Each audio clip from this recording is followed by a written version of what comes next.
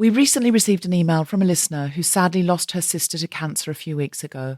Her last photograph with her sister was at a Guilty Feminist tour show in Cambridge last year. This episode is dedicated to Busy Braund. All our love to Busy's family and friends. And we've included one of Busy's favourite songs by Grace Petrie, which meant a lot to her personally, at the end of the show.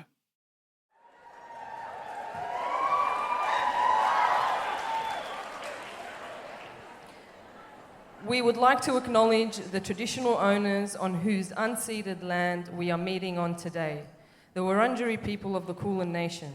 We pay our respects to their continued fight for sovereignty and self-determination and acknowledge that as settlers, we have and continue to benefit from the theft of their land, culture, and lives.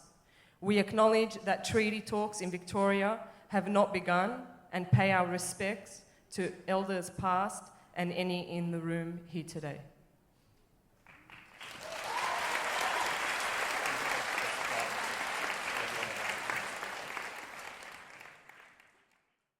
I'm a feminist, but not only can I recognise Guilty Feminist listeners in the street near the theatre in Melbourne here tonight, I could tell which ones were from the Guilty tribe and which ones were from the Feminist tribe just by looking at them.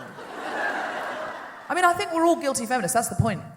We're all like 70-20, I don't know what the other 10 is. 80-20, 70-30, 50-50, but I just think some people are weighted more one way or the other.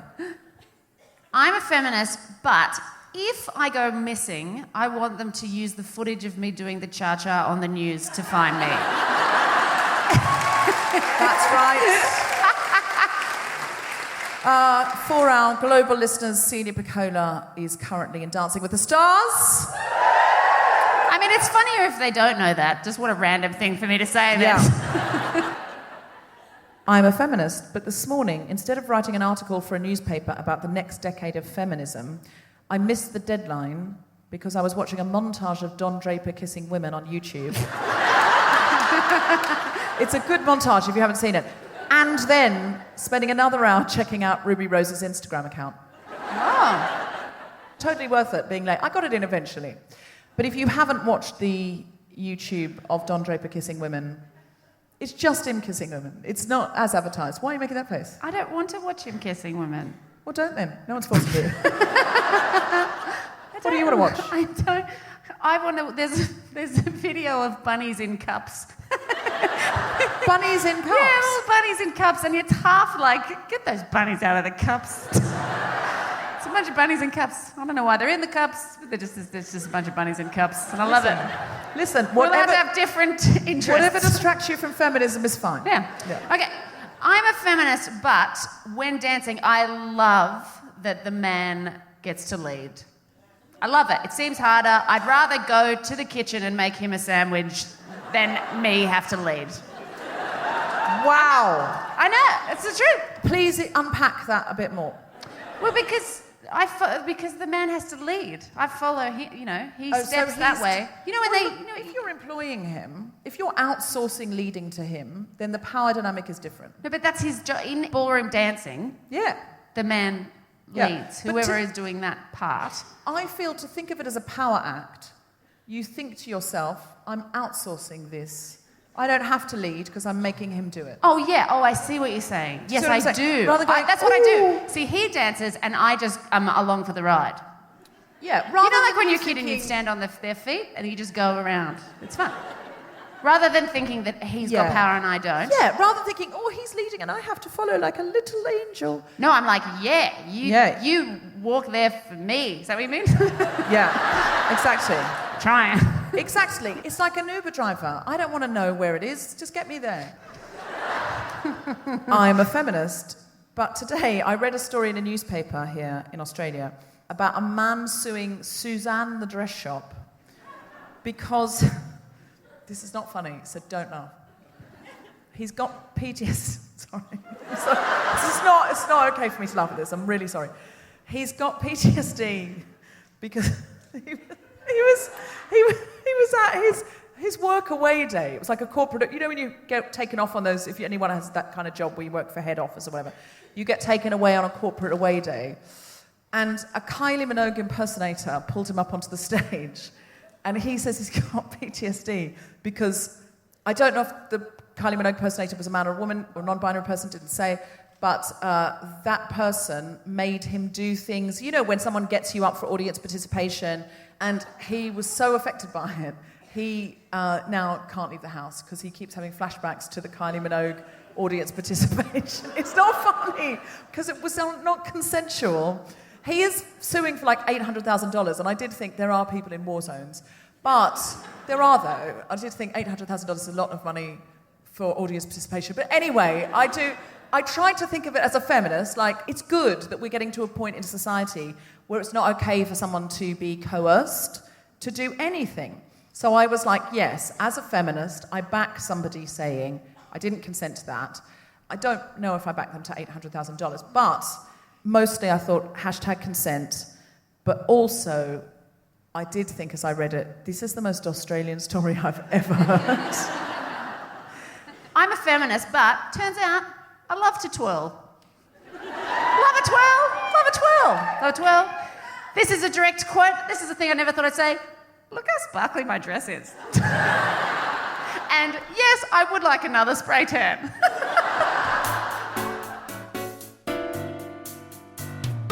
Live from the Thornbury Theatre in Melbourne, the Spontaneity Shop presents The Guilty Feminist with me, Deborah Frances-White, guest co-host Celia Pacquola, and very special guests Fran and Fatima Mawas, talking about the media!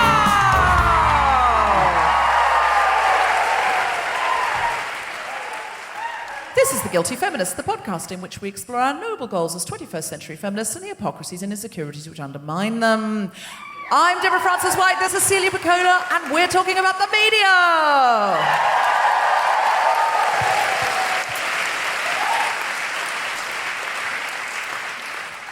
So we have two serious and substantial guests who are also funny.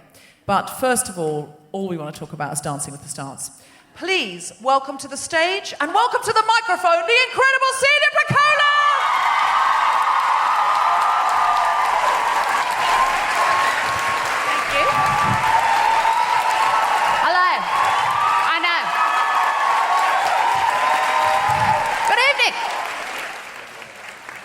It's lovely to be here. A couple of things just to tell you straight off the bat. So I've been a comedian for, 12 years, so my life is pretty unusual. However, on Sunday, I did a cha-cha on live television in front of Olivia Newton-John. Now, that's true. That's just that's a fact, and I don't know what to do with that. That's my life. I am on a television show called Dancing with the Stars, which is called Strictly Come Dancing in the UK, and I am a prime candidate to be on Dancing with the Stars because no one knows who the fuck I am. It's so funny. Every year when this show comes out, all of these shows, everyone's like, oh, you call them fucking stars? Oh, are they the best celebrities they could get? Yeah. Yeah, they're the best celebrities they could get. Hugh Jackman is busy, okay? You think that people at Channel 10 are like, oh shit, we should have got better celebrities. No, these are the best ones who are mad enough to agree to this shit. And I'm into it. I wish they were shitter. I love being shit. I want to see the shittest people in the world try and do something hard. Are you kidding me? That's why I'm doing it. Let's do it. I also want to see shit people at the Olympics. Let's get shit people at the Olympics. Just at the end, wouldn't it be great, just at the end of the Olympics, just right at the end, just let some of us out there. Just let us out. Wouldn't it be refreshing after watching all these incredible athletes, just one of us goes out there and just knocks a bunch of hurdles over and gets a stitch? Yes. So, I'm doing Dancing with the Stars. So if you don't know what it is, they pair me, just me, hello, I'm a comedian, not a dancer, and they pair me with a professional dancer, and he has to teach me how to dance. Let me tell you about my dance partner, Jared. Okay. His name is Jared with a Y, as in, why you spell your name so weird, Jared? Jared does not find me funny.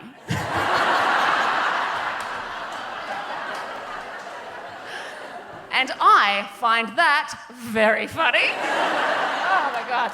And if you're trying to picture him, oh my God, he's just like, I think I've come up with the perfect description of it, right? Imagine Baby Cupid. You know, cartoon Baby Cupid? Imagine if Baby Cupid grew up in a gym.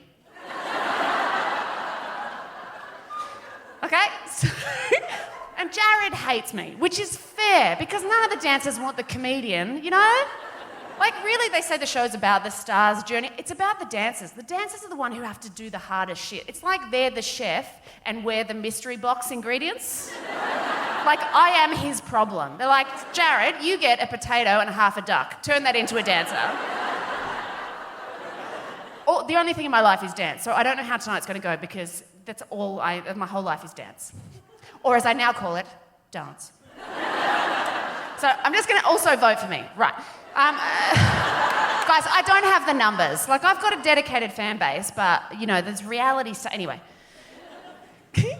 Right, here are some of the common things that Jared says to me in training. I used to call it rehearsal, but that sounds too pleasant for what it is. Right. Be better.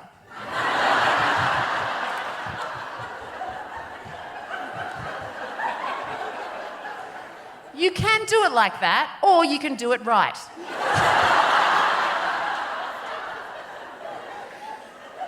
No. Again, not like that, never like that. Yep, but shush. No, in this room, your feelings mean nothing.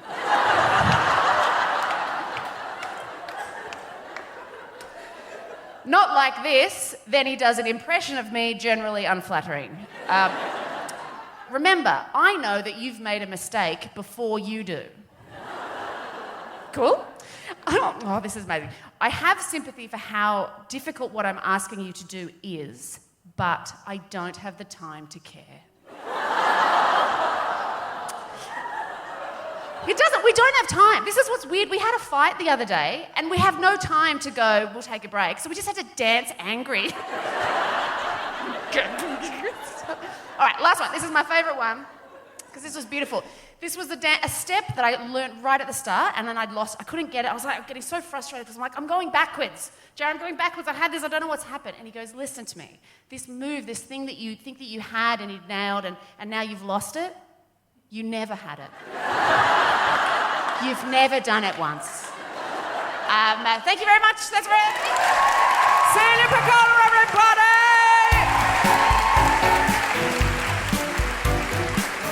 Hello.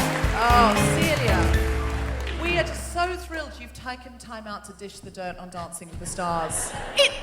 It's all I want to talk about. Just call me anytime, any questions, I've got all the answers. Well, they glue your underpants to your butt. Did you know that? No. There's butt glue, so you don't get a wedgie. That's right. What? Yeah. There's a lady who comes up when you're sitting there. What, with a glue gun? Not with a glue gun. It's a staple gun. No.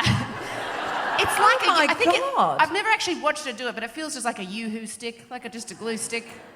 So there you go. I'm just full of tidbits like that. But what if you need to go to the loo quickly before? Oh no, there is no going to the loo. Just before? No, there's no nervous wee. You just have to hold it. I know. It's utterly terrifying. I spend so much of my time Googling sweatproof underwear. I'm yet to find the best. Wow. I know. I'm amazed you're allowed to wear your own You don't underwear. want to have a damp gusset on live television. Am I wrong? There are no words. No. I mean, if I don't edit out the words damp gusset, which have now been said twice, I will have people writing in saying they were triggered by those words. Oh, I'm so sorry. And Celia's offered to do a little Q&A with the audience, so if anyone's got questions about Dancing with the Stars. Now, we are obviously going to do a feminist take on this. This is not just Dancing with the Stars Q&A with Celia Pacquola. Well, this is the thing, and anyone who knows me, so the main reason I'm doing it is because I think it's funny. Like, I haven't stopped laughing since they asked me to do it. I think it's hilarious, me doing Dancing with the Stars. I find it very funny. And then I got there and I got a bit of a shock because my whole career, my whole life has been spent trying to get people to not look at my body. Like, I'm all about words and thoughts and don't pay attention to these genes, but you know. And then I've got to this thing where suddenly it's all about people looking at your body and using your body and stuff. So it is really an interesting topic, I think, in terms of feminist stuff. Oh, because so interesting. The empowerment of it and how hard it's been trying to lean into it and take up space. Like, it's really the embarrassment of, you know, when we first start doing it, it's like, it's been really challenging. But yeah, I am so interested in this because my New Year's resolution for 2020 was to live more in my body and less in my head. So the first 2 months of this year I've been on tour, so I've been trying to go to yoga as much as possible. Grace Petrie said to me yesterday, so do you go to yoga every day? And I said, I try to. No. I don't, but I want to get into like having a home practice so that I do move my body every single day. And I say this absolutely, of course, in an understanding that I live in an ableist world.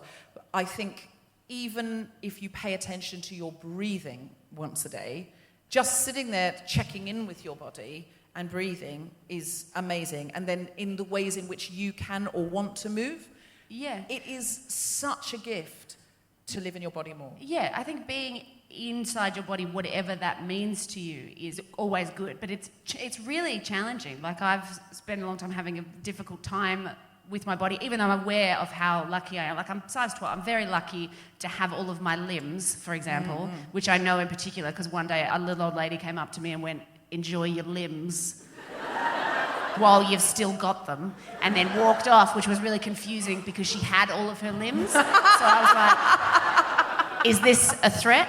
Like, I know you're supposed to love your body. I know this. I know, but for me, and I genuinely hope everyone listening to this, everyone in the room loves their own body. I'm so jealous when there's people who just love it. But usually, it used to be when people would say that to me, I'd be like, you know what? Fuck off. It's my body and I'll hate it if I want. You don't know it like I know it. We don't get along, you know. But working through this, I really have felt more what it's capable of, and I've never thought of food as fuel before. Who the fuck am I? But you know, and feeling that I'm getting stronger and slowly, it's like I've just realised that it's there. I've spent so much time in my head and words and that kind of stuff. And except for my hands, because I'm Italian, this has always been a thing. Yes. I'm really enjoying it, and I'd encourage anyone to give it a shot. And my Jared, so he's lovely. He's very serious, but he's amazing. So he teaches all the time women, often for them to become comfortable in their bodies and to feel empowered and to feel good about themselves, and also children learning about, you know, spatial and, you know, just being comfortable in their own personal space and that kind of stuff. And it's just boundaries. This whole world. That kind of dancing is about boundaries as well, isn't it? This is my dance space, that is your dance space. Yeah. You don't go into my dance space, I don't go into your dance space. Yeah. I learnt that from Patrick Swayze. Yes. And it's also been scary putting it out into the public domain. So I went on TV on Sunday, and I'm wearing a little skirt, and do you know how funny? So many people in the world are surprised that I have legs. No one can believe it. Everyone's sending me messages going, "Celia, you've got legs." I'm like, "Yeah, mate, what do you think I've been standing on this whole time?" No. Well, do you know what, though? Because you do, in comedy, often dress in jeans, you dress down. You're right, you don't draw attention to your body. Yeah. When I saw Celia's legs because she had, on this show, I keep wanting to call it Strictly, because that's what we call it, Dancing with the Stars. I DM'd her, "Oh my God, those legs," and then just quickly went, "I'm a feminist, but oh my God, those legs." Because I went, that's not okay. Can I just DM a friend, "Oh my God, those legs"? But I did.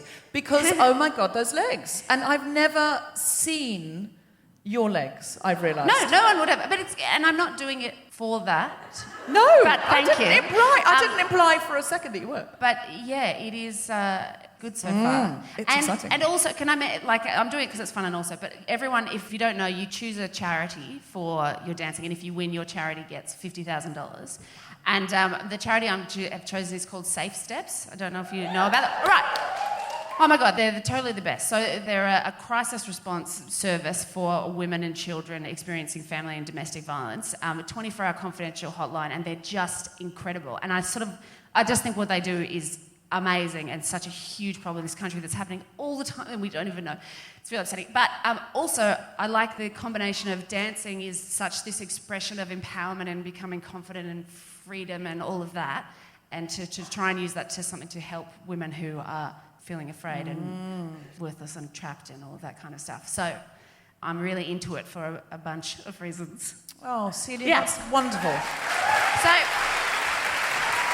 So you are dancing for feminism. I am. You're literally dancing for feminism. Because, that's the thing is because you're flipping around in a little tiny skirt, and I don't know, is it still a feminist thing to be I getting feel like your... it's the apotheosis of the guilty feminist. I mean, You were literally cha-chaing in a mini. I mean, I know what that words mean, Deborah, but someone in the room might not know what that word means.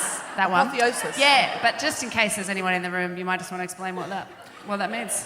It's the apex. It's the Predator. ultimate. It's like isn't it like an Apothecary. They make... It's not an apothecary. They make perfume. You're not a guilty feminist chemist. That's not an archaic chemist. No, it's like the apotheosis. It's like the tip. It's like Good. The best. Oh, great. Awesome. Yeah. Cha-chaing in a miniskirt for a feminist charity that is such a feminist charity. You are Baby from Dirty Dancing, because that's why she learnt to dance, because she was helping another woman who couldn't get a termination, even though she needed one. That's why Baby learnt to dance, the ultimate feminist act. And my other question now is Jared a little bit strict like Johnny in Dirty Dancing? Is he strict? A little bit strict. Is he a little he's bit... super strict. He's so mean. He's really mean. He's strict. Yeah, I told him, but he doesn't have time to be patient with me. But he's also quite kind. When I get it right, he'll give me little bits of validation. Yeah, tiny just bits. like Johnny. Yeah. But we're not doing a lift yet. You're not doing a lift yet? Well, see, I've been quite lucky so far. We haven't got to the sexy bit. That's what I'm really scared about. That's the big fear for me. Is it quite intense with someone just like right there looking in your eyes? Because I feel like if my personal trainer wanted to train me from here, like right up in my face. And also while you're touching hips, it's really weird. I know, it's bad. I just laugh in his face. I laugh and laugh. Like that bit in Dirty Dancing where he's trying to run his hand down her and she keeps giggling. Nah. Is it like that? Nah, it's so funny. But weirdly, when I first met him, I was like, I can't be anywhere near you. Like, it's so... Because it's just a strange, beautiful man. And then, like, now I'm going to hold you and show you that you have hips. I'm like, no. But then, after a while, it's sort of flipped and gone the other way. I now cling on to him so tightly. Like a limpet. Because he knows what to do, and I don't know what to do. So to the point where he refers to it as my raptor claws. And wine fingers. He says, I have wine fingers. And I'm like, fair. So we'll see, but we haven't had to do any so the cha-cha was like, that's sexy. I'm like, no, it was fun and cute. So I'm worried about when we have to do passion. Oh my God. Passion, they make us do like a... I thought if he's telling you have to pash him, that's not in a dance. That's what we would call in Britain the Strictly Curse. Do you know? We have something called the Strictly Curse. Do you know what this is? So it's called Strictly Come Dancing in the UK because there was a very old-fashioned show called Come Dancing where people sort of shuffled around doing a waltz. When Strictly Ballroom The problem is people started to come dancing. Surely, I just thought of that, but surely that joke's been made. It's just to be clear, it's called Strictly Come Dancing, COME. An unpleasant alternative spelling. No. So, if you are here, a lot of people come to this show in multi-generations. People come with their mum and their nan. Is anyone here with their mum and their nan? Great. I apologise unreservedly. But the curse... we call it Strictly Come Dancing because when the Australian film Strictly Ballroom came out, then they revived this show and made it sexier and funner and, more of what it is. And they just put Strictly in front of Come Dancing, like Strictly Ballroom, Strictly Come Dancing. So it's just word salad. It doesn't mean anything. And the Strictly Curse is when some married person or person in a long-term relationship goes on Strictly, dances with the Jared. First of all, they don't get on like it's a romantic comedy. But then, they're, exactly what you're talking about. The hips don't lie. And... then next thing you know, they've left their partner and are living in Brighton on the beachfront with their dance partner, doing the horizontal hustle. Do you know what?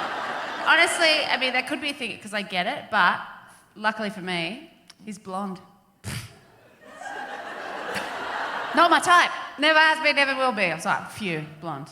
Also, he's safe because I said to him, Jared, don't fall in love with me.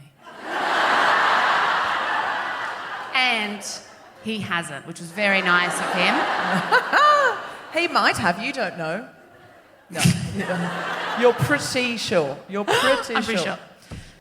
So just unpack for us a bit how it is, like what were your fears in going into Dancing with the Stars in terms of being a woman in the media? Because I see you very much as an empowered female creator. You're either, in the time I've known you, doing your own show completely, and when you do a solo show as a woman, when you just go out and do like a Melbourne Comedy Festival hour or whatever, you write it. Every moment of it is yours. In the moment, if something happens, if someone heckles you or something like that, it's all yours. Everything is yours and everything is you. So you are the creator and you are the narrator. So it's a very powerful position. And then Celia makes her own show, which we've talked about on this show before, Rosehaven. And again, it's created with Luke. And you're not suddenly going to find yourself on set doing a really sexist scene thinking, why am I here? Because you've written it. Absolutely. And then the shows you act in, again, you can approve the script. You're at a point in your career. That's right. So Dancing with the Stars isn't like that. No. So as I say, I wanted to do it because I think it was funny. The main big issues that have come up for me is, number one, control. Absolutely.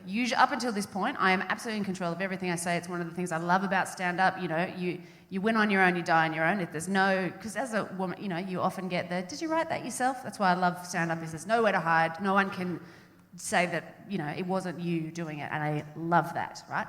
Whereas with Dancing with the Stars, because it's reality, they film you for hours and hours and weeks, and I don't have a say in which bits they use and how they're going to portray me, so I'm scared about that. So far, so good, and I can't...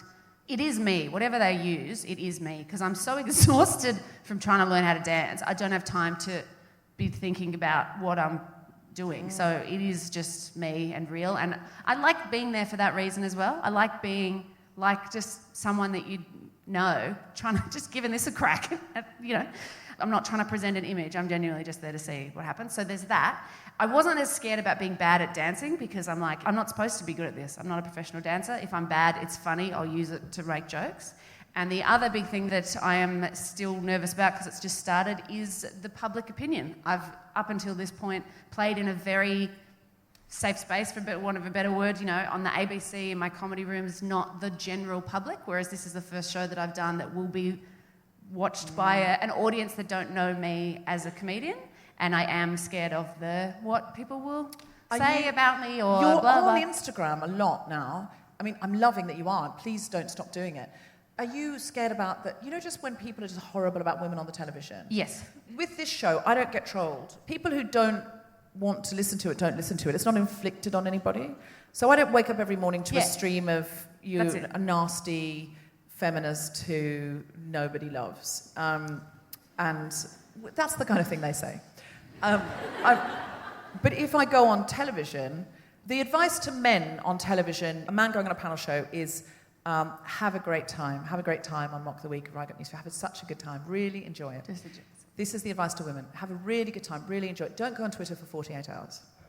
Because no matter how well you do, no matter what you do, what you're wearing, what you look like, what you say, no matter, you will get a stream of abuse because you are a woman. So I gave my phone away to somebody else and said, could you check my Twitter? Can you mute anything insulting? And if anyone said anything nice, can you just write back a nice little comment like thanks or a, heart, smiley face. But see, sometimes people don't watch it till the repeat, like they watch it later in the week on demand. And you get it later. Yeah, so if they've watched it on demand, they insult you on demand. I always find it so strange on Twitter when they say something mean about you, but they at you, so they're drawing your attention to it. So it's like going, hey, come over here. You're fucked. Do you know what I mean? Yes. People can be as horrific as they want about you. If they don't tag you, if you go searching for it, I think it's kind of your own, if you go looking for it. But when they know that you're going to see it, it's just agree. People are allowed to have opinions. And if you put yourself on the television and they didn't like it, they're allowed to sit in their living room saying to their friends, I don't like her, I didn't think she was good. But when they at you, it is an attack and it's designed to change you. That's what they're looking to change you. So the best thing is not to be changed, not to be affected, and just mute. Obviously, that's sometimes challenging. I did see you the other day being very funny on Instagram where you'd screenshot... Oh, yeah, about Married at First Sight. So Married at First Sight, the absolute worst reality show ever. Someone tweeted me, basically there's a woman on Married at First Sight that looks like me, And someone tweeted going, "This woman reminds me of Celia Pacquola, unfunny and keeps making crude jokes." I'm like, how the fuck am I getting trolled for a show I'm not even on? It was incredible. That I was is- like, what? Anyway. And someone sent it to you. That's the other thing. When someone Yeah, sent and it someone to you, sent it to me, yeah. You weren't tagged in this, but I think you'd like to see it. Yeah, and I know I've been very lucky up until now because, you know, I'm not really political. I know a lot of women who are I just have so much respect. I don't know how, like Clementine Ford and there's, you know, women in politics and all that stuff, how much on a daily basis and still, and, you know, Van Batten and getting up and having to continue doing your thing with that going at the same time. So I'm prepared. If anything, I'm over-prepared for it happening. I'm just prepared for the worst. I'm expecting a stream of vile bullshit, but I was like, well, that's fine, but I'm just real good at dancing now, so I don't give a shit. That's great. I think that's Well, it's I'm just, really great. yeah. It's a really good thing to be able to understand where that must be coming from, because especially if somebody tags you or names you in a way that somebody else is clearly going to send it on. I just don't think, when I've been feeling happiest in my life and most self-fulfilled and most dynamic, I have never once gone out of my way to write hate mail to somebody else. I mean, I haven't done it in my darkest hour either. If I'm feeling a bit down, just love it. I just Hey, get Celia, you know how I said you had nice legs? I lied. The times when I felt jealous of other people or somehow bitter enough even to just say to somebody else, oh, you know, something unpleasant about someone else, has been the times that I've not been feeling great about myself. And so I think that is almost invariably the case, that that person must be having a bad time in some way or another. And sometimes, admittedly, it's a man who's having a bad time because the world no longer totally and entirely celebrates him and people like him.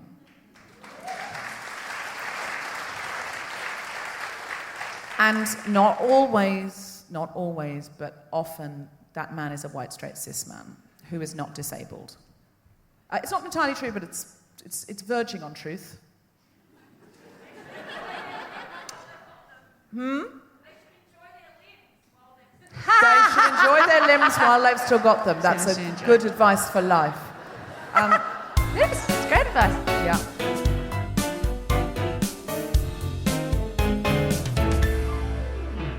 Hello, Guilty Feminists. I just wanted to let you know that we are headlining the Women of the World Festival on the 7th of March in London.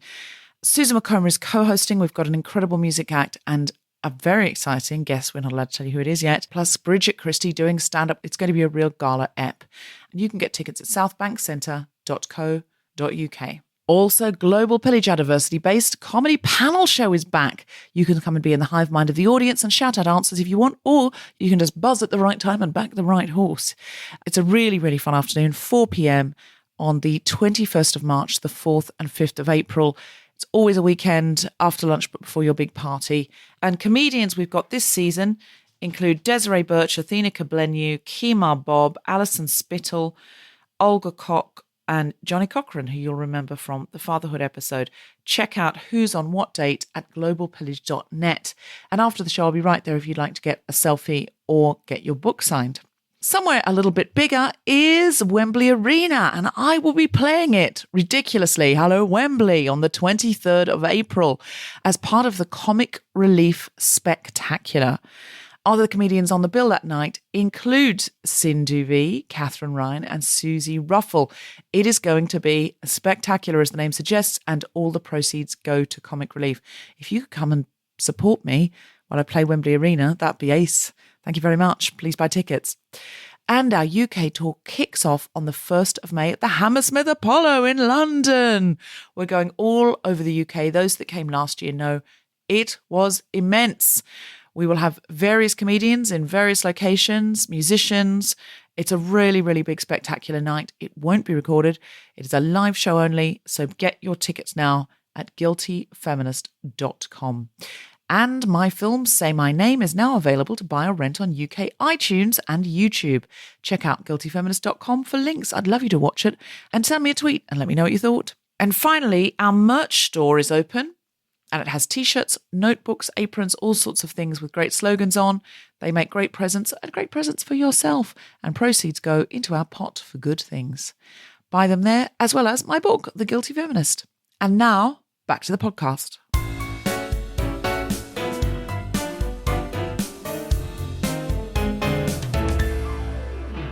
We have 2 guests today. Our first guest is a fresh and daring filmmaker born and raised in Sydney's western suburb of Lakemba. Fatima's films take on the themes of identity, racism, war, sexuality, religion and spirituality. Graduating from the Victorian College of the Arts and Australian Film, Television and Radio School, they were selected for Screen Australia's Developing the Developers 2017 programme and have just written and directed a short film commissioned by SBS and Film Victoria titled Amar. Fatima wants to tell challenging, entertaining and thought-provoking stories reflective of true Australian culture featuring Muslim protagonists. Our second guest is a Walkley Award-winning journalist, TV presenter and internet commentator. She is the creator, writer and presenter of the online opinion segment, The Fran, which has been viewed more than 20 million times. She is best known for hosting The Feed on SBS Viceland, Medicine on Myth on SBS, The Project on Network 10, and the podcast Sexism in the City and The Few Who Do. She's an ambassador for Plan International Australia, where she advocates for women and girls, and her strong reporting on women's issues earned her a 2018 Walkley nomination for women's leadership in the media. Please welcome to the stage the incredible Fatima Mawas and the wonderful Fran.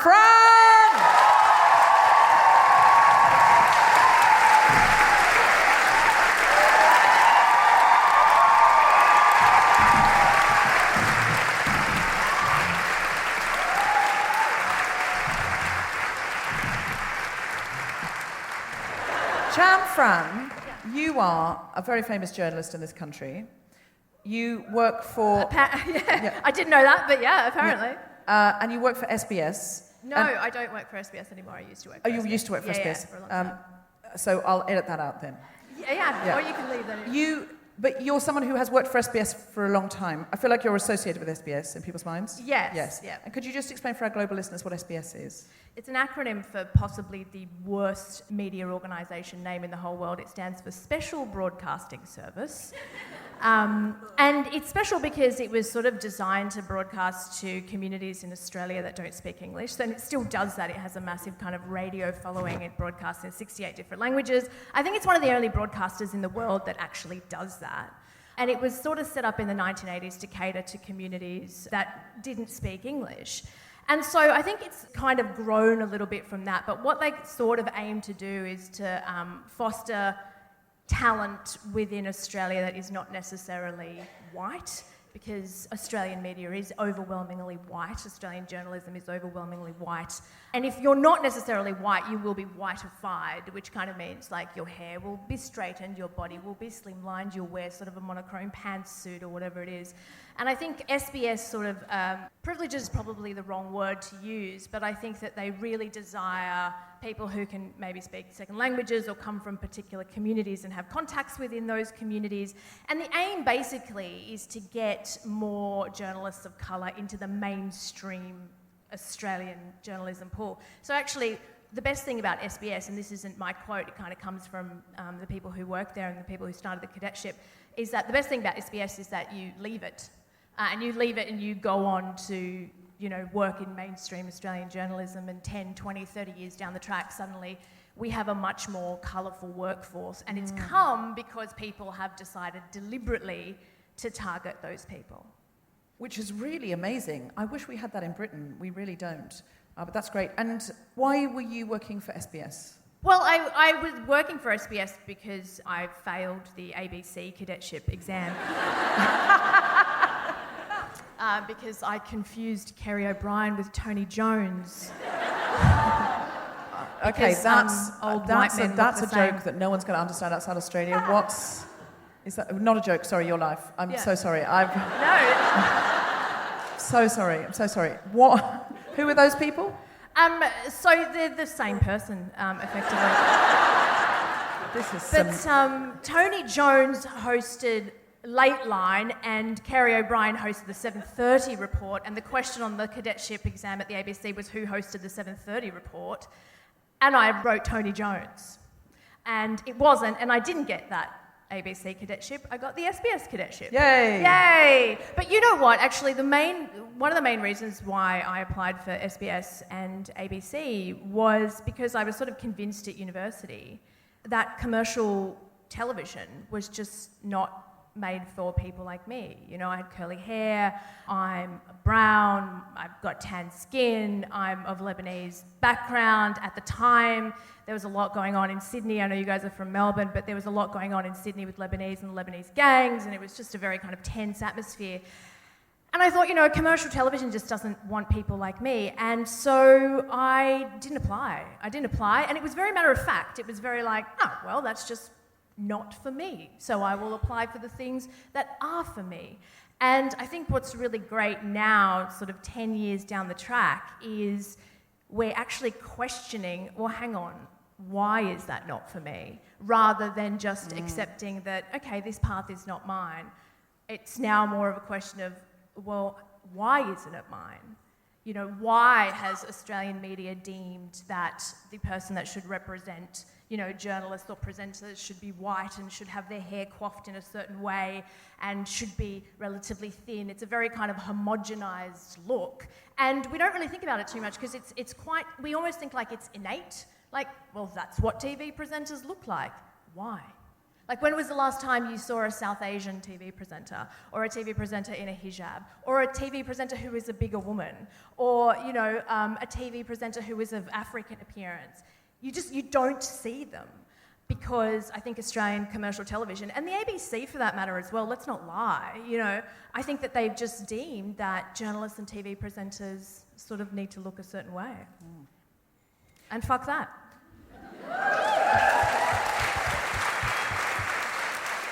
Well, especially when it's the news, if you're reporting on things, you do need, this is not just a cosmetic representation concern. This is a concern of viewpoint.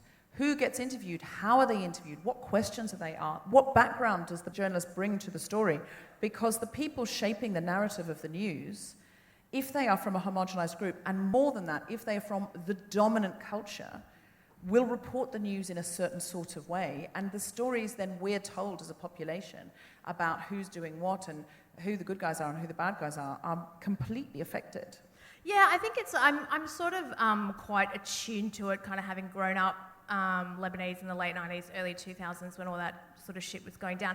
You know, you've kind of got to remember, like, we had awful kind of gang rapes, which I don't know if I'm sure that you guys would have heard about them in 2000, where it was perpetrated by a group of Lebanese guys, and it was the highest sentence ever given for rape in this country, which was 50 years. You know, we had the Cronulla riots in 2005, so there was sort of like a lot of intense focus on the community, and I just wonder if there was somebody from a Lebanese background in the newsroom at the time contributing to the types of stories that were covered or the types of headlines that were reported.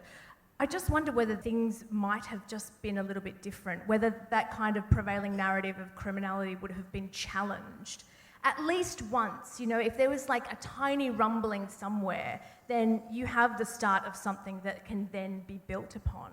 But I think newsrooms were and continue to be overwhelmingly white. And so that's why I think a difference in perspective is really important. And you're behind the camera, Fatima. You are a filmmaker, and you know, I suppose more than anybody, about how story changes our perspective on human beings that we don't often see represented. What brought you to filmmaking, and what are you trying to do in being the kind of filmmaker that you are? So it's been a really interesting journey. So I think I'm from Sydney initially, from Lakembas, you know, represent. And initially I was not even considering film or any arts. You know, I grew up in the western suburbs from a low socioeconomic background, and it was like very much about class mobility. Become a doctor, become a lawyer, film and TV, what is this? And I think the Lebanese hierarchy goes lawyer, doctor, married. Yeah. That's what makes your parents the most proud. Yeah, totally, right? But really, if you got married before you became a lawyer and doctor, then you did it right. Yeah, but then they sometimes have that leniency. All right, go do your... No. Yeah. That's a long time ago, and it's actually across lots of, you know, cultures and whatever, not just Lebanese people. So I was working at an organisation in Western Sydney called the Muslim Women's Association, and they still are kind of run by a lot of older Muslim women, and they provide services like a crisis accommodation and courses and things like that. And they had done almost like an archive. They had an archive of every time a Muslim woman was mentioned in the media. And they clipped out all of these newspapers and they collected them over a period of I don't know how long. And they wanted to do a vox pops, go out and film random people on the street and ask them, what do you think when I say Muslim women? What do you think when I say hijab? What do you think when I say Islam, etc., etc.? And they were like, you're the young one, go and learn about this camera and computer stuff and come back and do this thing that we want you to do. And I was like, okay, and I loved it. And, I went to a local youth centre and it was in this dodgy room and it was like, all the gear was really shit, but it was like amazing. I loved it. And at the time I was doing a business degree and I put it on hold. And I kind of, because I'm a Muslim, part of, the thing that is ingrained in you as a Muslim growing up, especially in the West, is make sure you convince all the white people that we're not terrorists, right? Like, make sure you tell them that you're not oppressed. Like, use your voice. Make sure and it's just smashed into you over and over again that, like, make sure you try to always be as outspoken or as whatever as you can. And so a lot of the stories that I started to tell were targeting white audiences. And I kind of started off kind of like, it'd be cool to make something that me and my cousins could watch and laugh at, because it was like, TV was, not for us. And then, I shifted into this, okay, I've got to do more stories to white people. And then I just gave up on white people and said, the internet came and these people are still like this, so fuck that, man. Like, they're not going to change, bro. Like, it's something else, man. So, and I said, you know what? Actually, I realized, like, my community is what I should be putting all my energy into. And so now I'm so deliberate about creating stories that, engage conversations in the living room of my community. And so they're very much like not centering white people or white audiences. If they watch it, cool. They probably won't, and if they do, they won't get it, but like I don't really care at this stage. Like, I'm just about trying to figure out how to create stories that talk to minorities within the Muslim community. Intersectionality is like, if I was to get a tattoo, I'm not gonna, mum, relax. But if I was, it might be that. Like, the end.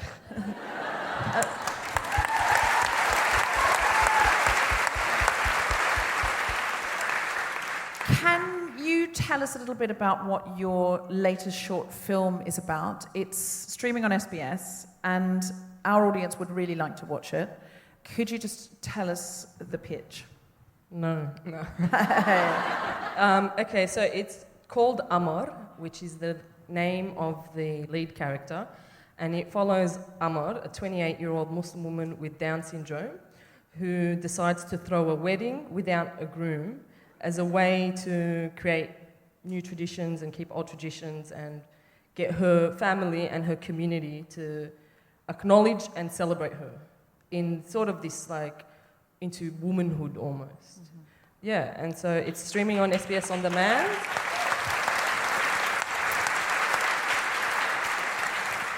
And that's interesting because you are looking at somebody who's marginalised in an already marginalised community. Yeah. How did you go about telling that story? Because you're now the narrator and the author of that story because you're the filmmaker. Yeah. So you wrote and directed it? Yeah, I wrote and directed it. How did you approach that? So I'm also very, conscious of the types of stories that you tell and who has the right to tell a story. And I think this is what is the problem with, Australia. It's that it refuses to acknowledge its actual story, what has happened on these lands, and it's the erasure of these stories and who is allowed to tell stories. And so I was very conscious going into this in that, one, I'm an able-bodied person and I don't have anybody in my immediate or extended family that has Down syndrome. So what made you come up with the idea? So I saw a video on Facebook. So my Facebook feed is probably very different to yours. It was a video of a family in Palestine in the West Bank who threw a wedding for their daughter who was 28 years old and had Down syndrome. And you know, my trajectory or career or whatever in this industry has been like, yeah, film school, I'm going to make films, I'm going to be fucking amazing. Oh, sorry, can you swear? Yeah, we broadcast on Her Majesty's internet, Sorry, and yeah. there is a lot of swearing on there, so she's fine with it. She's fine with it. Sweet. And eventually I got to a point where, oh my God, this like is never going to happen, and I got really like angry, you know? I got angry, and I saw this video and I felt something, and I realized, shit, man, I've not felt this way in a long time. And I was like, these are the stories. Like, I'm so sick of seeing, you know, the Muslim woman that plays sports, or the Muslim, I'm like, man, like, can we move on? Like, the poetry slam, like, far out, like, that's so boring, man. Like, that's great, but like, can we actually talk about the real stuff? And I saw this, and I was like, this is the stories that we need to be lifting.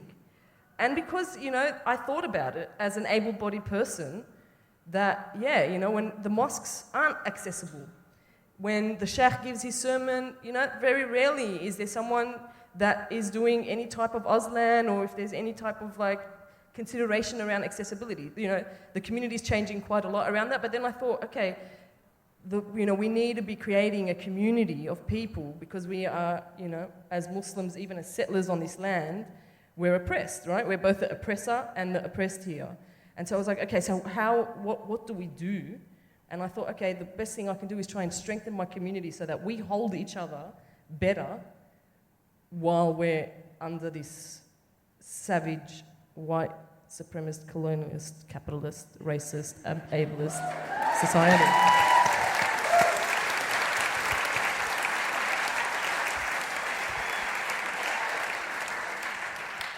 Wow, I've never been more inspired to follow a filmmaker's work than I have meeting you, Fatima. I'm so excited to see what you're going to do, because we don't have enough female filmmakers. And you, Jan, you've really championed feminist stories and made like award-winning feminist videos in your journalism. You've sort of changed the narrative, I think. How have you done that? Because Fatima doing that is finding a powerful story within her community that she wants to tell, and then finding the funding and the way of telling it. How do you go about shaping the story? How do you get permission, I suppose? Or do you not wait for permission, you just take it? No, you just apologise later. Sometimes I'm just like, man, I can't believe SBS let me say half the shit I say on that television network, but all right. What really motivates me is just a drive to, for lack of a better word, just like straighten out some bullshit. You know, that's really the primary motivator. I'm actually not an activist in my journalism at all. It's more just that I see something that's just a bit off, and I just kind of want to tell you about it, just so you know that this is a bit off, and then you do whatever you want to do with that information. That's whatever, when I knew that you were coming on as a guest, that's what I think of you first up, is like straight talk. Like, which is the great thing about stand-up as well. It's you talking directly to the people, like, let's just be real, cut the bullshit, here's stuff you need to know. Yeah. In an entertaining and informative way. Yeah, and it's always like, I'm, you know, there's that kind of really great adage that journalism is something that someone somewhere doesn't want printed, everything else is advertising. So for me, it's so true, like for me it's just like someone is sort of benefiting from some bullshit that's going down, and you should probably know about it, because there's this kind of weird power imbalance. You're losing out, they're winning. Do what you want with that information. So that's kind of what drives me. But also because I see so much fucking bullshit out there about, you know, the wage gap doesn't exist. Like, if you're ever on YouTube, I need to take a fucking sedative before I go on YouTube, honestly. Like, I'm either watching a tiny ferret in a bib eat raspberries in front of the microphone, or Bunnies in cups. Writing that one down. Got it? or I'm watching like deep political commentary. They're my two. And there's so much bullshit that gets espoused on YouTube that I feel like there needs to be some other voice there so that people don't think that this is reality, right? So that people can actually be able to have a counter to that. And that's for me, it's like, man, I don't want to wade into that shit because I don't want the trolls and I don't want to have to deal with that. But I think it's really dangerous to just leave something that is patently untrue out there. And you suddenly have these young, and it's guys in particular, who start parroting things that they've heard on YouTube, you know? Oh, the wage gap's just about choice. Women choose to stay at home. And you're like, yes, but why? You know, it's much more sort of complicated than that. So I think what I try and do is at least draw a slightly bigger context to the things that you think are just the way it is, when in fact they're kind of not. And I wish we could have, you know, really more nuanced conversations about sort of racism in this country. Like, I don't know if you know this, but everyone is racist. That is true. Like, one time I was in a cab, and I had the driver was of Indian background, and he had an altercation with another driver who was of Asian background. And the Indian cab driver told the Asian guy to go back to China, and the Asian guy told the Indian guy to go back to India. And I thought, man, everyone's just racist. Like, my mother, I went home the other day to see my mum. She was so annoyed. I said, Mum, what's wrong? She said, oh, Lebanese people bought the house next door. My mum's Lebanese. You know, so there's yeah. That's an extreme example, though. That's right up there. Why does she not want to live next door to Lebanese people? No, it's actually not an extreme example. It's a very, very common example. Like, I have never heard vitriol directed at Lebanese Muslims more than I've heard come from Lebanese Christians. Never. And I know this because I grew up in that community. So actually, there's quite a lot of nuance to... Even to the point where Peter Dutton went into Parliament and specifically said Lebanese Muslims should never have been allowed into this country. This is the guy that came, you know, and his ancestors came here and slaughtered, like, in a matter of years, 90% of the populations of the traditional owners of the first people, the longest living people that exist today with the most knowledge. They completely annihilated them. And this guy specifically comes through and says, Lebanese Muslim, not Lebanese people, not Lebanese Christian, Lebanese Muslim. Sorry, I want to rant. No, I can see why you're quite angry about that. So I can see why that would like make you really cross. nuanced. You know, when you hear sort of stories of, like, you know, Indian people that don't like Pakistani people, and, you know, Serbians that don't like Croatians. It's a much more nuanced thing than you're white and you hate minorities. But the difference, right, is that who holds power, right? The taxi guys don't hold power. But in this country, white people hold the power and they're racist.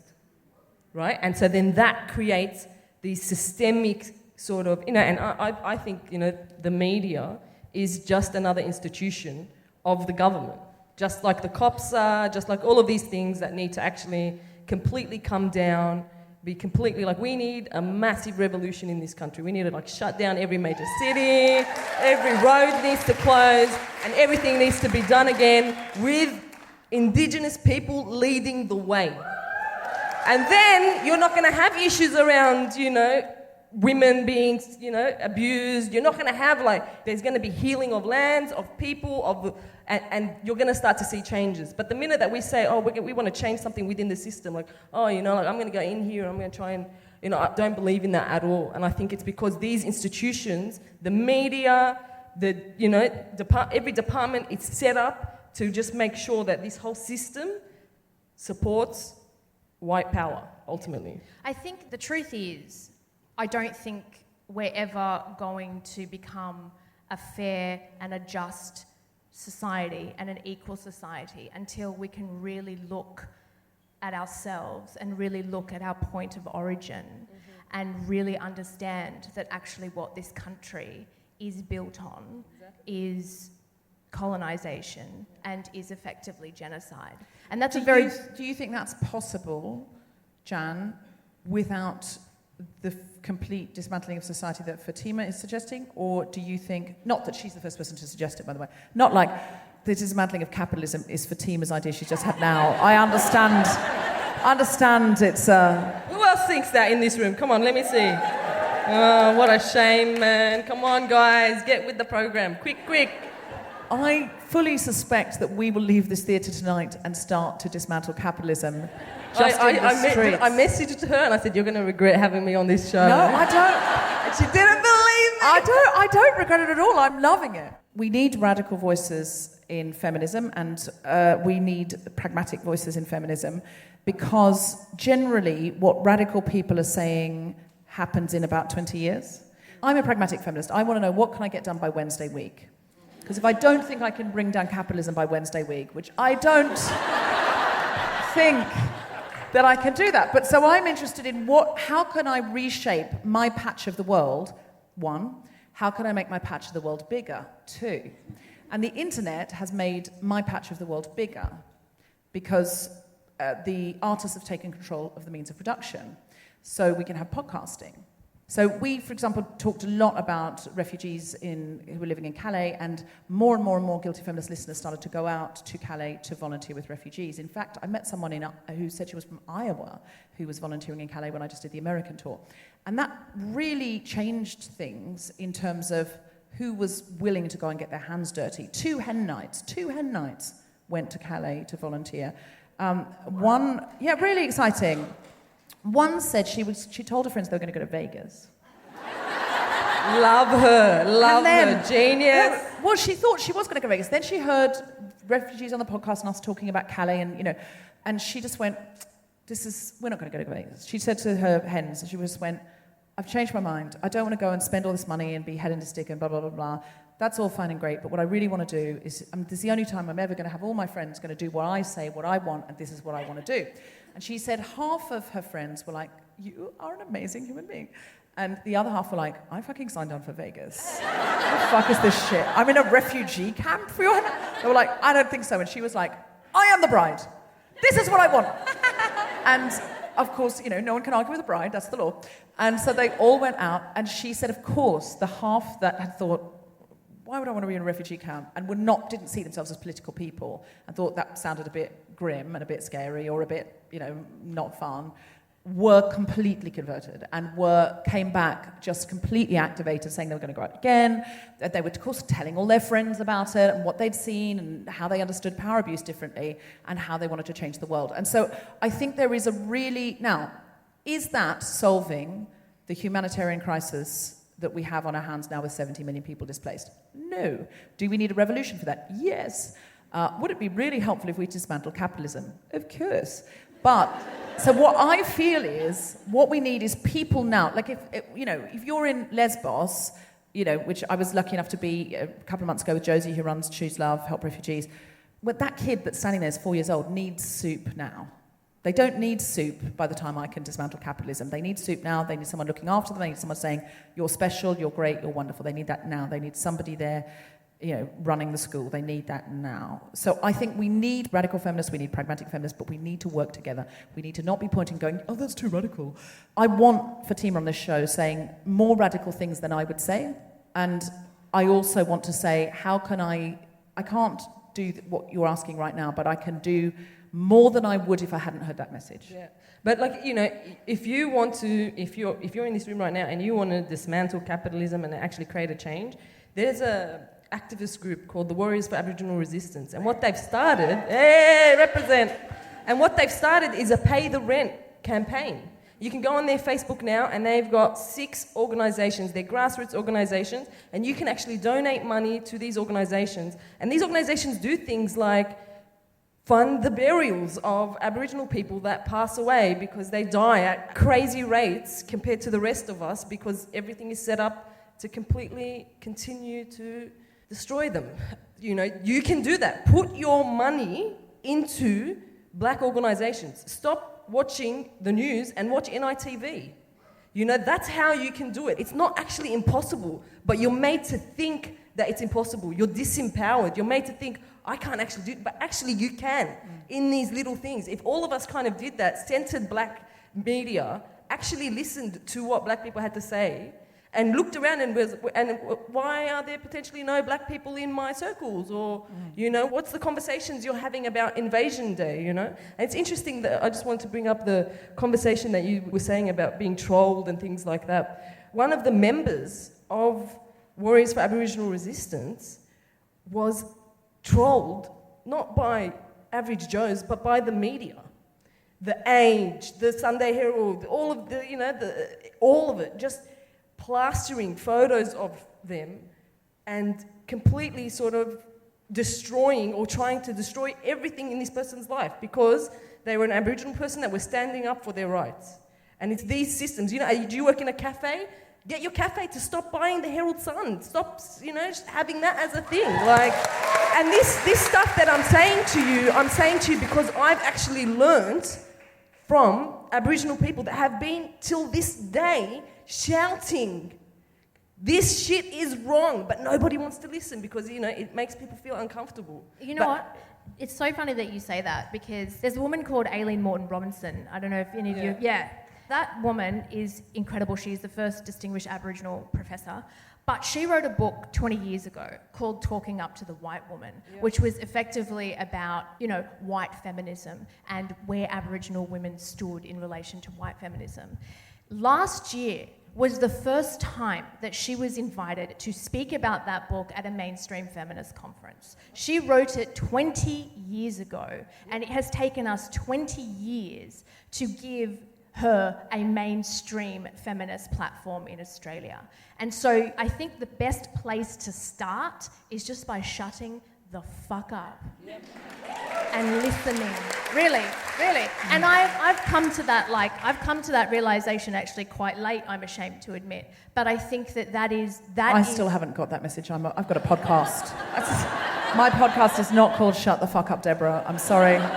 It's called Deborah Goes On and On and On. Jesus Christ. I have good guests, though.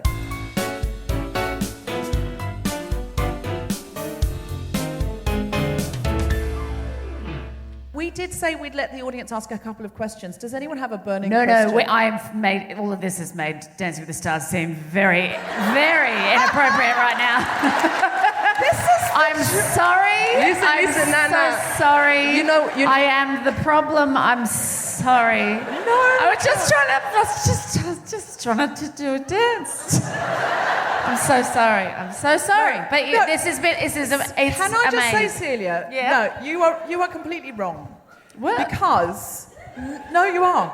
Because loads of people are going to listen to this episode as the Dancing with the Stars special, who would never, ever listen to a radical voice like Fatima. It was amazing. Exactly. I'm so glad that This is Fran here. No, because do you know who doesn't listen to Radical Hour with Radical Feminists? People who need to. So what we're doing here, and listen, if nothing else, this podcast can do a fucking gear change. It's our speciality. We can start, they're like, oh, Dancing with Stars, I love Dancing with Stars, tell me more about the tanning booth. And then boom, they're listening on, driving in the car drinking, which is what you do. And then they're like, oh, I've never thought about Indigenous people that way. Oh. And you lured them in. You are the cha-cha bait. Yeah, I'm the Pied Piper of Cha-Cha. 100%. But just the next video I'm going to make is going to be titled Celia Pacquola Dancing with the Stars, but it's going to be about overthrowing capitalism.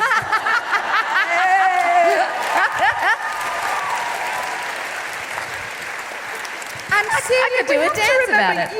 You are dancing for a really important charity, and I know that you said to me, can I just say this about Celia? Because she wouldn't say it about herself, but I remember when we were in a bar, I think we were in Naked for Satan, after, if you're listening internationally, that's exactly what it sounds like. And we were in Naked for Satan, and Christine Zwicker, who's a brilliant feminist journalist, was there, and we were all chatting, and Celia said, look, I just feel like I'm doing all this sort of entertainment stuff, and I just want to get my hands dirty, and I want to do something, and I want to change things. And Christina put Celia onto this charity, which is about survivors of domestic violence and people currently experiencing domestic violence. And she said, well, you can lend your celebrity to it. And Celia said, I'm very happy to, but what I really want to do is I'll stuff envelopes. I'll go down. I don't know what year she thought it was that people were stuffing envelopes, but 1947, stuffing envelopes. But she was saying, I want to go down and help. I want to go down and do something real. I don't just want to go out and go, oh, and by the way, I throw a charity over my shoulder like I'm, doing something, but I'm not really doing something. And I was really impressed by it. And then Celia today said, I really want to talk about the charity I'm doing it for. When she told me, she said, hold on a minute. I found out about this charity through Guilty Feminist. And I was like, I can't believe... I said, are you still working with those people? She said, yeah, I am. And I'm really advocating for them. And I was like, this is amazing. This is really amazing. So this is where, genuinely, I feel like as long as we're working in concert, as long as we're working in harmony to elevate voices, we need all of this. You coming off the ABC and going on to Dancing with the Stars and then talking about that charity is important because then it comes back and someone starts to watch your special, then they listen to this episode. It's all a chain of breadcrumbs. I feel you do what you can and you can do the most when it's something that's personal to you. So for me, it's mental health stuff and women stuff. So the mental health stuff I talk about in stand-up, and then the women's stuff I just, as I say, I want to get involved. I don't want to be an ambassador, I do want to do stuff, but like I want to help, but it's not my story, so I feel like I don't know how to... I have the same thing because here I am a settler, right? And so, it's the conversations in your family. It's those circles, planting seeds in the... I'm always having conversations with my folks and my brothers and whatnot about this stuff. And that's where, the change happens. Yeah. Does anyone, before we... Sorry, Celia, do you want something? Yeah, just one more thing. Just what you were saying about people who are needing help now, which is the other thing that I think is amazing about Safe Steps. And this whole thing we're talking about is it's such a bigger problem. You fix one thing, that's not the thing. So Safe Steps are like the emergency, get these women out, they need help right now. But that is, outside of that, there's the toxic masculinity, there's the children growing up, there's the problem that causes it, and then the recovery afterwards. So that's just the one step that is the help now. But that's not... to say that there's not this massive bigger problem of what's caused it and how to recover from that. Wonderful. Anyway, but yeah. Does anyone, because we promised questions, anyone have one burning question? Does anyone have anything burning? Yes. It can be silly and all shout serious. it out. So you mentioned there's a performer that you're used to almost ignoring your body. And Yeah. Dancing with the Stars is forcing you to see yourself. Yeah. What's something that you find has allowed you to see your body with less attitude and more gratitude? Okay. So that was I wish we'd had a excellent. microphone on you there because that was perfect. But I have to repeat it. So the person in the audience said, Celia, you said that as a performer you were hiding your body, now you're using your body as a dancer. What's one thing that's helped you see your body with less attitude and more gratitude? I know, amazing. Well, I tell you what's a humbling experience, having to stand in the nude for 5 minutes with tan eraser on. You're not allowed to get in the shower, you just put it on and you have to stand there and wait. So that's quite full on. And I'm okay with it. Whereas in the past, usually if I'd get a glimpse of my naked body at all, when you've got to take the rubbish out, but before you can tie the bag, you have to push it down and you get a gust of hot bin air in your face and mouth? That used to be it. So that's cool. The other thing that it's just how I feel, guys.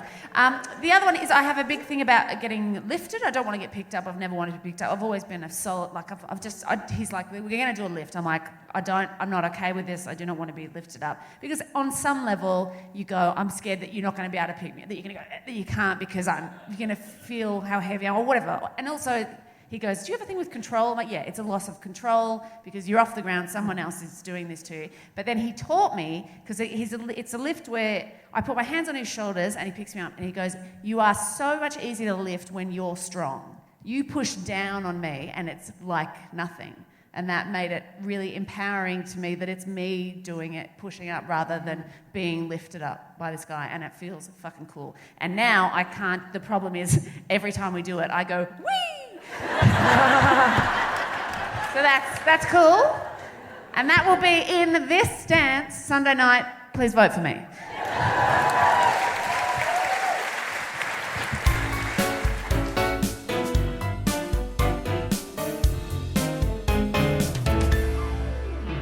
Does anyone have anything to plug? Anything they'd like us to... Celia, are you in anything at the moment?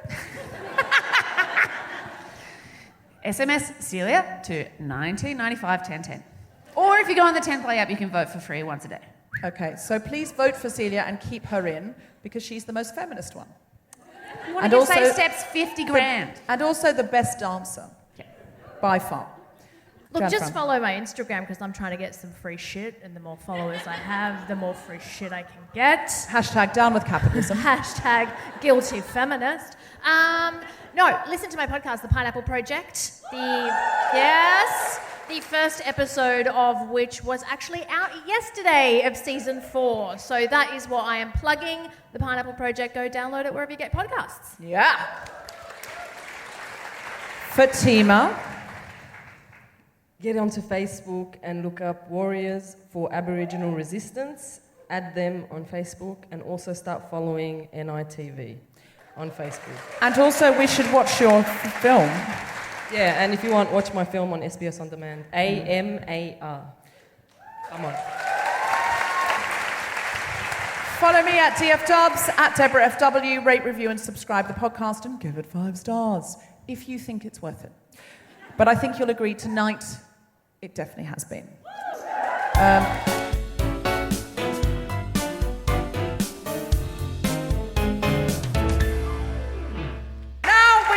A wonderful final treat for you. She's come all the way from the UK. She is touring her own headline show in Melbourne after this. She will be able to tell you about the details of that. You will have heard her on the podcast if you're a regular listener, because we have her whenever we can. I love her doing the show because I tell her that when she plays, people leave thinking they've had a better time than they've had. Put your hands together and make incredible woohooing noises for Leicester legend, Smokescreen and Smoke Show, Grace Petrie!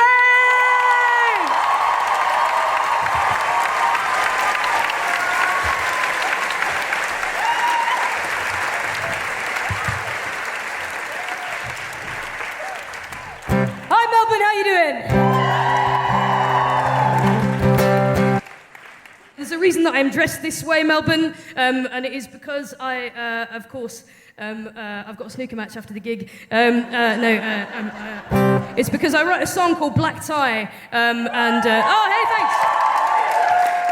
And it's a song that I wrote. I wrote it as a letter to my teenage self. I wanted to go back in time and tell my teenage self that it's all going to be okay, because I was quite an unhappy teenager. And I wrote this song about it, and basically it's got a line in it that I would love you to sing along with. It's a rhyming couplet. This rhyming couplet is literally the greatest achievement of my life.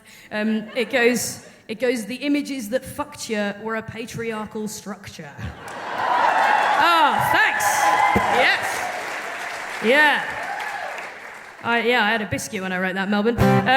So what I like to do is I like to sing "And the images that fucked you," and you're going to reply "Or a patriarchal structure," a bit like this. And the images that fucked you.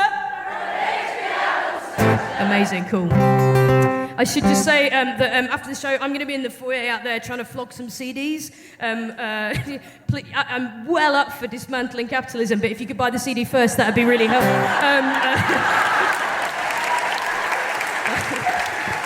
I'm right there with you as soon as we've finished selling the CDs. It's an example of putting your money where you hold power is, do something good with it, and where you hold money, give it to Grace. Yeah.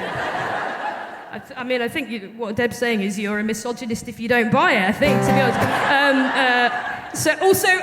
After I finish the Guilty Feminist tour, I'm doing a tour of my own of Australia. I'm playing in Melbourne on the 4th of March at the Old Bar, and nobody's coming. So I was thinking you're going to be in Melbourne, and maybe we could compare diaries or something, I don't know.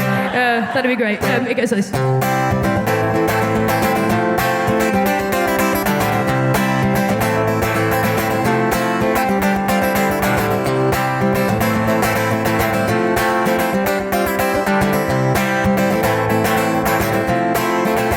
It's a jungle out there. The year 2018, I didn't think we'd still be sorting babies into blue and pink, and all our progress. Yeah, I wonder what it means that the only girls' clothes that work for me turn out to be boyfriend jeans. Well, that's fine, 'cause I decline a narrow set of rules that just don't work. And these red lines, they're not mine. If you need me, you can find me ironing my shirt, 'cause I'm in black tie tonight. Get a postcard to my year 11 self in her year 11 hell, saying everything's gonna be alright. No, you won't grow out of it. You will find the clothes that fit, and the images that fucked you were a patriarchal structure. And you never will surrender to a narrow view of gender. And I swear there'll come a day when you won't worry what they say on the labels and on the doors. You will figure out what's yours.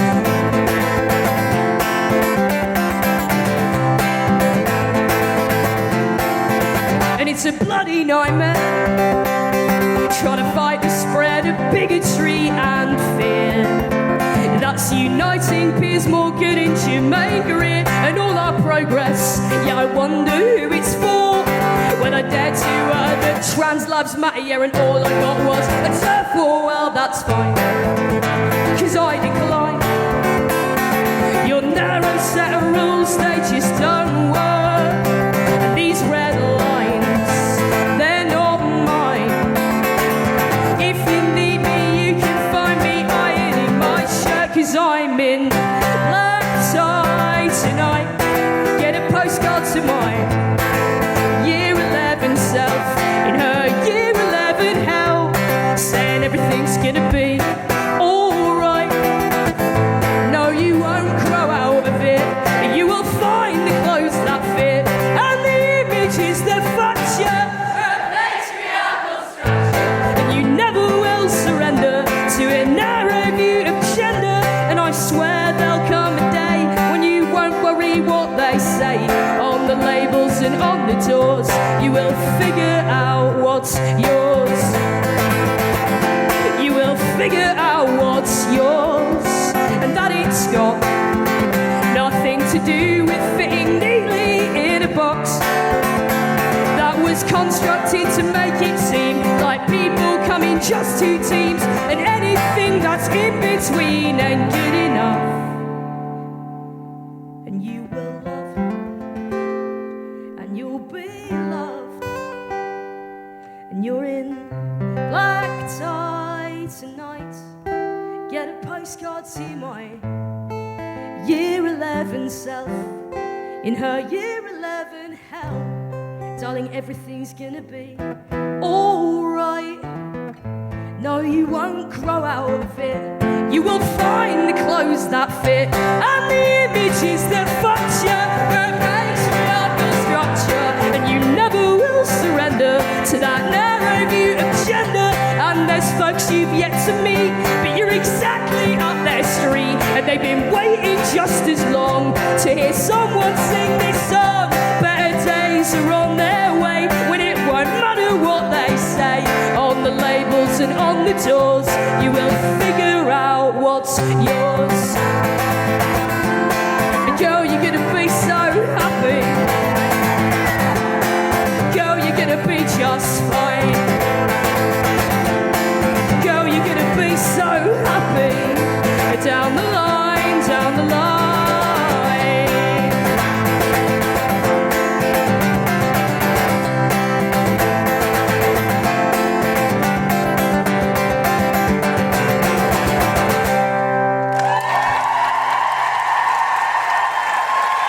Thank you very much.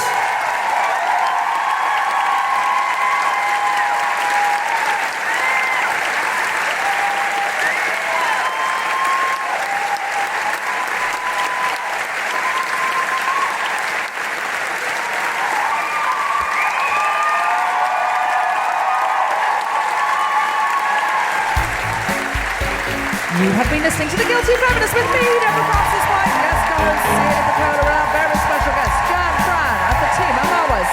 Live music from Grace Petrie. The Guilty Feminist theme tune was by Mark Hodge and produced by Nick Sheldon. The producers were Tom Selinsky for The Spontaneity Shop and Jeff Ring for Australian Comedy Management. Thanks to everyone at the Thornbury Theatre, as well as all of you for listening. For more information about this and other episodes of The Guilty Feminist podcast.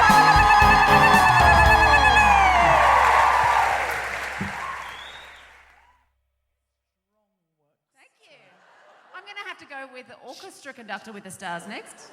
Jeff, that was very loud. Did you get it? You got me? Okay, great, thank you. Just checking. It's Jeff, everybody. Jeff is sort of a combination of Tom Selinsky and Chris Sharp while we're in Australia. It only takes one Australian man to do the job of two British men. And Hello, Guilty Feminista. This is Sarah Barron, stand-up comic. If my name rings a bell, I have appeared on this wonderful podcast before. Namely, one time I told you about a friend of mine who had a weird older boyfriend who told me about the color of her vagina. It was crazy. Anyway, I am here to tell you about the fact that I will be at London Soho Theatre from the 9th to the 21st of March, doing my Edinburgh 2019 show, Enemies Closer, every night at 9:30 p.m. I really hope that if you like this podcast, you might just like my show. So hope to see you there. Goodbye.